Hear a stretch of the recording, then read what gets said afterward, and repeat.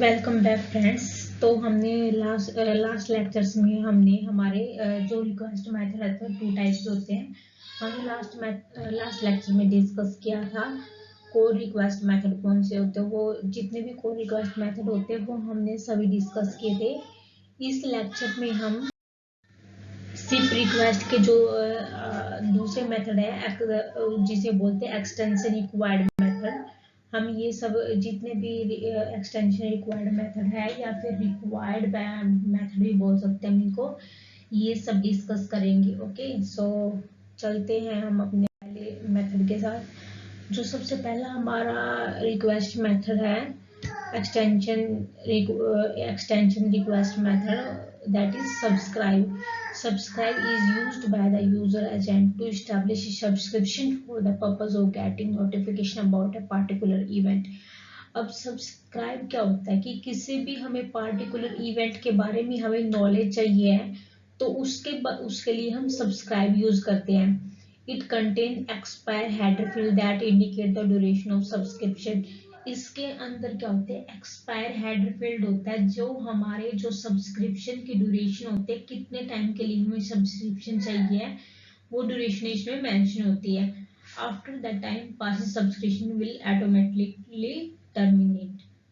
तो जब जो इसका एक्सपायर हेडर में जितना भी टाइम मेंशन किया गया है उसके टाइम पास होने के बाद जो सब्सक्रिप्शन है हमारा वो ऑटोमेटिकली टर्मिनेट हो जाता है। Okay,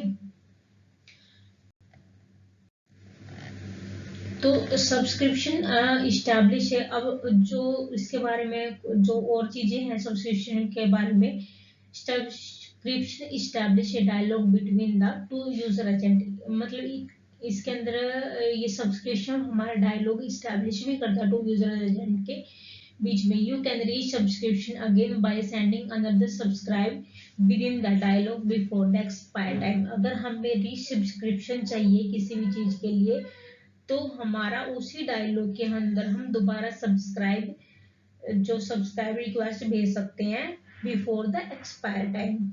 okay, 200 okay will be received for the subscription from the user. और जो ये सब्सक्राइब का जो रिस्पॉन्स होता है वो हमारा 200 ओके होता है। Okay, user can unsubscribe by sending another subscribe with expire value 0। अगर हम किसी भी जो हमारा ऑलरेडी सब्सक्राइब्ड सब्सक्रिप्शन है अगर हम उसको अनसब्सक्राइब करना चाहते हैं तो हम उसे सब्सक्राइब मैसेज भेज सकते हैं। इसमें एक्सपायर वैल्यू 0 मेंशन होनी चाहिए। ओके, तो यहाँ से रिस्पॉन्स रिसीव होगा 200 ओके। देन यहाँ से जब कभी हमारा सब्सक्राइब है तो उसके बाद हमारा नोटिफाई मैसेज भेजा जाता है। ओके, तो यहाँ से फिर हमारा यूजर एजेंट सर्वर के पास से हमारा नोटिफाई मैसेज आएगा, उसका रिस्पॉन्स हम भेजेंगे 200 ओके। ओके, जो नेक्स्ट हमारा रिक्वेस्ट मेथड है वो refer. It is used by the user agent to refer another user agent to access the URI of a dialog. It contains refer header. It can be sent inside or outside a dialog। अब क्या होता है कि जब हम एक user agent अपनी detail किसी अदर यूजर एजेंट को भेजता है ताकि वो क्या कहते हैं उसकी यूआरआई जो डायलॉग की यूआरआई उसको एक्सेस कर सके, तो उसे रेफर बोलते हैं। रेफर में जो मेंशन होता है रेफर टू।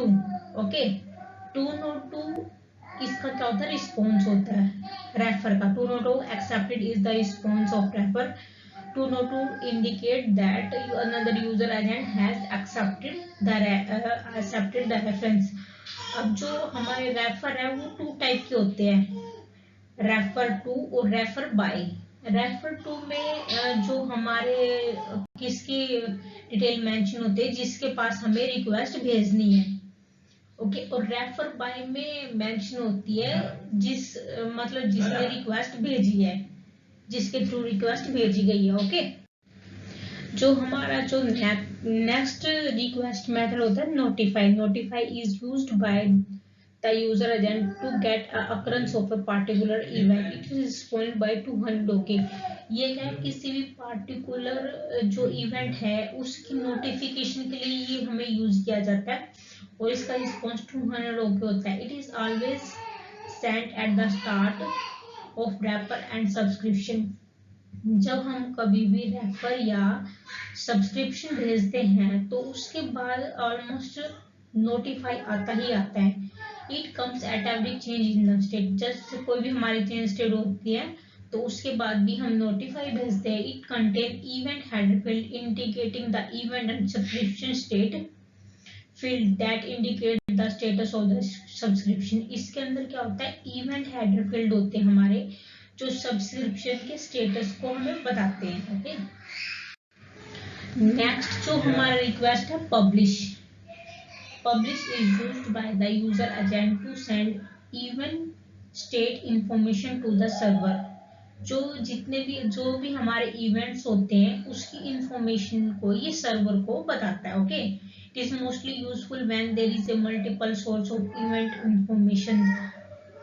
ज्यादातर कब यूज किया जाता है पब्लिश, जब हमारे बहुत सारे इवेंट इंफॉर्मेशन के सोर्स हों। इज सिमिलर टू नोटिफाई, ये नोटिफाई से सिमिलर है बट ये मेन डिफरेंस क्या है, it is not sent in a dialogue. A publish request must contain expire header field and minimum expire header field. Okay, expire header जो हमारा इसमें must होता है। तो आप देख सकते हैं कि जैसे हमारा सब्सक्रिप्शन भेजा है, यूजर एजेंट ए ने भेजा है सब्सक्राइब यूजर एजेंट 2 को। सब्सक्राइब में मैसेज जो हमारा फर्स्ट सबसे पहले प्रॉक्सी सर्वर के पास हो गया, प्रॉक्सी सर्वर के से यूजर एजेंट 2 को गया, फिर उसका रिस्पॉन्स हमें मिला 200 ओके प्रॉक्सी के पास, प्रॉक्सी से यूजर एजेंट A1 के पास। ओके, फिर उसका रिस्पॉन्स हमें मिला नोटिफाई के बाद हमने भेजा 200 ओके। अब क्या कि जो यूजर एजेंट 3 है उसने पब्लिश भेज दिया और उसका रिस्पॉन्स उसे मिलेगा 200 ओके। अब क्या है कि जैसे अब बताया ना कि उसमें कोई भी स्टेट चेंज होती तो उसके बाद भी हमारा नोटिफाई। आप देख सकते हैं कि जो पब्लिश मैसेज के बाद हमारा पब्लिश कंप्लीट के बाद हमारा नोटिफाई गया, उसका रिस्पॉन्स मिला फिर 200 ओके। ओके, जो नेक्स्ट रिक्वेस्ट मेथड है that is info. It is used by the user agent to send call signal information to the another user agent with which it has established a multimedia session। अब क्या होता है कि ये जो event state information है तो वो दूसरे यूजर एजेंट को प्रोवाइड करता है। It is end to end request, a proxy always forward and update info. जो नेक्स्ट रिक्वेस्ट मेथड है that is PRACK. It stand for provisional acknowledgement to make any provisional response reliable we use PRACK. Okay, अब क्या होता है Prague, क्या होता है कि किसी भी जो हमारे प्रोविजनल रिस्पॉन्स होते हैं, प्रोविजनल रिस्पॉन्स क्या होते हैं कि वो हम लेटर डिस्कस करेंगे। सो उसको रिलायबल बनाने के लिए हम प्रैक का यूज कर सकते हैं। There is a certain scenario where one access responses must be delivered reliable. One access carrying SDP headers. Okay. अब one access response भी हम ये प्रोविजनल रिस्पॉन्स ही है जो हम लेटर डिस्कस करेंगे। अब मेन आप जो भी प्रोविजनल रिस्पॉन्स को रिलायबल बनाने के लिए हम प्रैक का यूज कर सकते हैं। इसके अंदर Prague contain rack header, Prague के अंदर रैक हेडर्स होता है जिसके अंदर आर सीक्वेंस और सी सीक्वेंस की वैल्यू मेंशन होती है। Okay, generally PRACK is generated by a client when it receive a provisional response containing R sequence number and supported 100R। अब प्रैक कब भेजते हैं, जब उसको जो प्रोविजनल रिस्पॉन्स में R sequence and 100R supported 100R receive हो provisional response के अंदर। Okay, PRACK is applied to all one access response. PRACK हर एक वन एक्सेस रिस्पॉन्स पे अप्लाई होता है एक्सेप्ट 100 ट्राइंग।